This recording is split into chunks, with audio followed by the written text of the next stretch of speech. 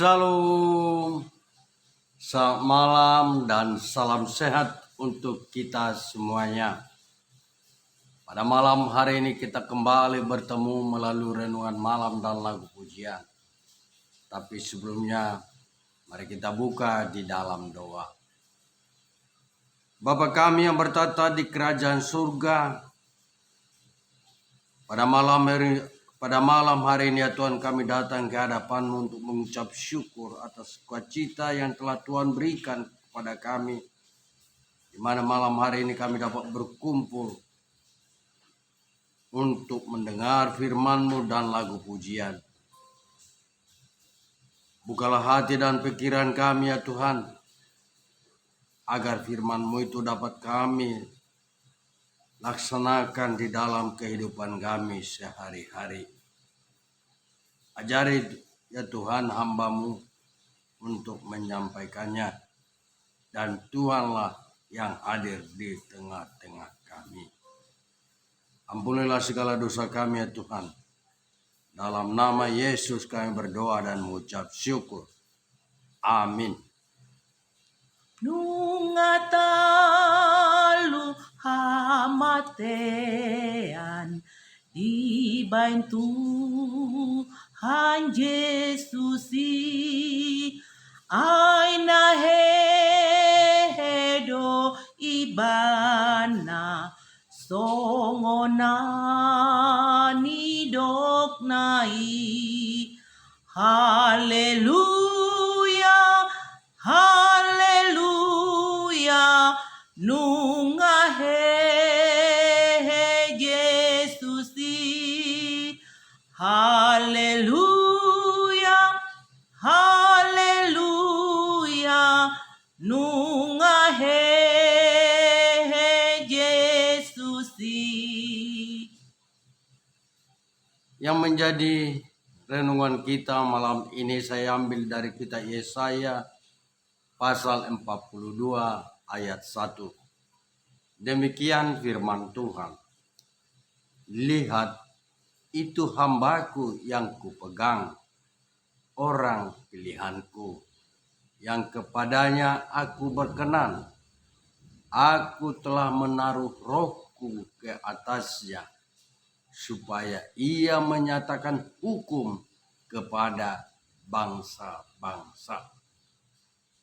Saudaraku yang terkasih di dalam nama Yesus Kristus, bila kita membaca nats firman ini, mungkin kita akan bertanya, siapakah yang disebut sebagai hamba Tuhan? Dengan pertanyaan ini masing-masing orang akan memberi jawaban yang mengatakan ia adalah pendeta dan penatua. Pendeta, penatua maupun diakon, ataupun orang yang ambil bagian dalam ibadah. Melalui renungan kita malam ini ada beberapa poin yang dapat membantu kita untuk menjelaskan siapakah yang disebut sebagai hamba Tuhan. Pertama adalah orang yang dipilih dan diberikan roh oleh Tuhan untuk menyatakan hukum atau keadilan. Kita dapat menduga bahwa mereka yang menyatakan hukum atau keadilan adalah orang-orang yang menjalankan fungsi peradilan seperti hakim. Dalam lingkungan terkecil seperti dalam keluarga, ada fungsi peradilan, yaitu orang tua yang menengahi anak-anaknya ketika terjadi pertengkaran ataupun ketika orang tua kita berpisah atau bercerai. Anak-anak sangat berperan untuk menengahi dan mengajak agar kedua orang tuanya rujuk kembali. Semua kemampuan menengahi yang baik seperti itu adalah karunia dari Tuhan yang memberikan rohnya. Kedua adalah orang yang menjalankan tugasnya dengan sopan dan santun. Bila kita menghadapi suatu masalah, kita tidak berteriak-teriak, menggosip, ataupun menjelekkan orang lain. Hal ini sangatlah penting untuk menjaga sopan santun berbicara dimanapun kita berada. Kita dapat melihat dan menyaksikan baik secara langsung maupun melalui televisi bahwa etika berbicara sudah mulai memudar dewasa ini. Ketiga adalah orang yang menjalankan tugas pelayanan dengan memperhatikan keberadaan orang yang dilayaninya. Artinya, kita harus tulus dalam pelayanan tanpa menunjukkan situasi seseorang. Oleh karenanya, marilah kita melakukannya dengan kepedulian.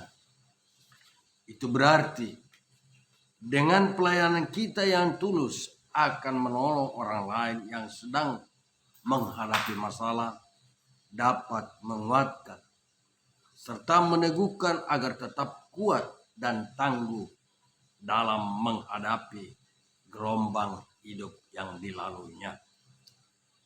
Seseorang disebut hamba Tuhan adalah orang yang tidak menyimpang dari tujuannya untuk menolong orang lain. Keempat adalah seseorang dalam menghadapi sesuatu hal baik atau tidak baik sebagai hamba Tuhan, marilah melakukan tugas hukum dan hendaklah sesuai keadilan dan keteguhan, kesetiaan dan kebenaran yang tidak menjadi pudar ataupun hilang. Ia harus menjadi kuat dan tidak mudah patah semangat. Dengan demikian, semakin mantap untuk melakukan tugasnya yang tentunya semua orang ingin mendengar nasihat tersebut yang menjadi hikmat dan dalam menghadapi masalah yang dihadapi seorang tersebut. Bila kita melayaninya dengan hati yang tulus, tanpa kita membedakan status orang tersebut. Saudaraku seiman, sebenarnya kita tidak sulit untuk menemukan figur yang dimaksud dalam firman ini. Apa yang menjadi nubuat Nabi Yesaya dalam bacaan ini telah menjadi jelas, di mana kita semua sudah mengenalnya sebagai orang yang mempercayakan diri kepadanya. Dialah Yesus, Tuhan kita, yang telah melakukan tugas penyelamatan yang membebaskan kita dari hukuman dosa. Oleh karena itu, dialah yang menjadi model hamba. Model itu tidak hanya diikuti oleh para pendeta, penatua, diaken, atau mereka yang mendapat tugas dalam pelayanan jemaat. Mereka adalah orang-orang yang dipilih untuk menjalankan tugas pelayanan sebagai hamba Tuhan. Namun sebenarnya kita semua adalah jemaatnya yang telah dipilih dan dipanggilnya. Kita semua adalah hamba-hamba yang menjadi milik kepunyanya Tuhan. Kita mengabdi kepadanya. Karena itu, marilah kita berbuat apa yang telah difirmankannya. Tugas hamba Tuhan itu sudah jelas. Sosok yang menjadi model hamba Tuhan itu pun kita tahu. Maka saat ini kitalah yang menjadi hambanya untuk melakukan tugas-tugas itu di dalam kehidupan kita. Sekali lagi, kitalah yang menjadi hambanya untuk melakukan tugas-tugas itu dalam kehidupan kita. Terpujilah Tuhan Yesus, hamba yang menyelamatkan kita. Jadilah kita menjadi hamba-hamba Tuhan yang berkomit akan melaksanakannya dengan tulus dan taat. Amin. Tuhan memberkati. Ia aka boru-boru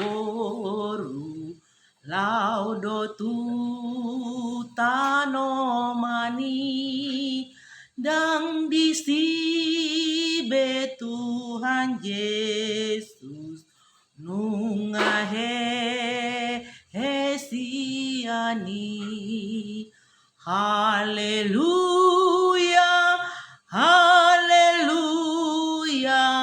nungahe Yesusi. Haleluya, haleluya, nungahe Yesusi. Mari kita tutup di dalam doa. Terima kasih ya Tuhan atas firman-Mu. Kami telah mendengar bahwa kami menjadi hamba-hamba Tuhan di dalam pelayanan, tugas pelayanan kami. Ajarilah kami ya Tuhan agar kami tetap berkomitmen dengan tulus dan taat, agar tugas pelayanan yang kami laksanakan tidak memandang bulu siapapun yang kami layani. Ya Tuhan, sebentar kami akan istirahat pada malam hari ini. Tuhanlah yang menjagai kami. Ampunilah ya Tuhan dosa kami, agar kami layak menerima berkat-Mu. Dalam nama Yesus kami berdoa dan mengucap syukur. Amin.